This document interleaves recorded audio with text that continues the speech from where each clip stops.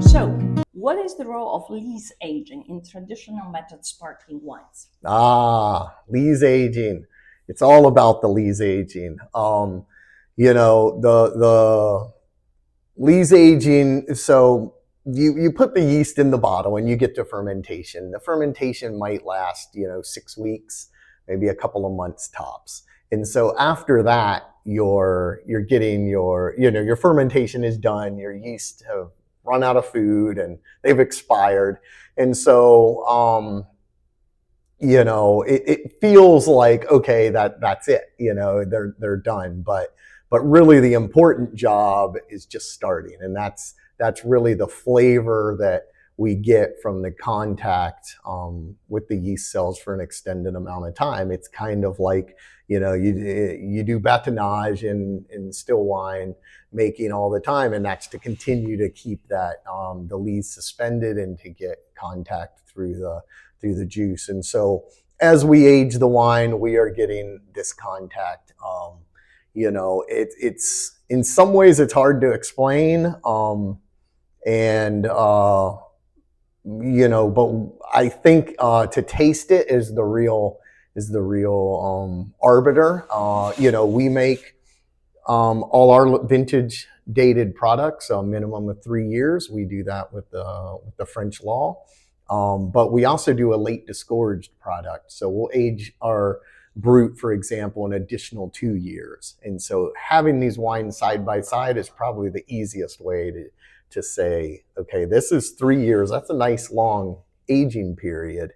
And you get a great profile. And now here's an additional 2 years. Here's what 5 years does to it. And when people taste those two side by side, it's pretty eye-opening. So, there's a lot of philosophies from non-vintage 18 months to vintage 3 years. Of course, there's the champagne laws, but a lot of people follow those. And then there's even extending beyond that.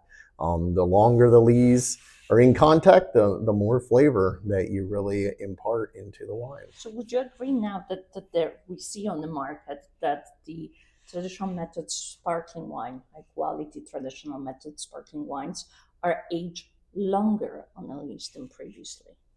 Yes, I would agree with that. I think that's extremely important to a high-end product. So flavor-wise, what does that do to the wine? How does it influence the stylistic of the wine when it comes to both aromas, flavors, but also the texture? Okay.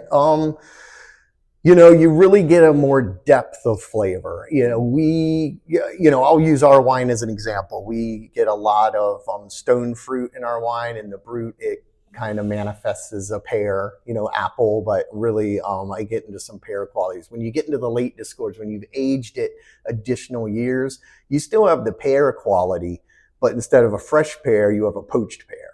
So there's just some nuance within that same descriptor that is a lot more depth of flavor development and pleasure when you're drinking it. I also think it helps round the wine out, softens some of the acidity over time, so that the longer a wine is aged, the more excited I'll get about it, because I feel like you have a higher quality product.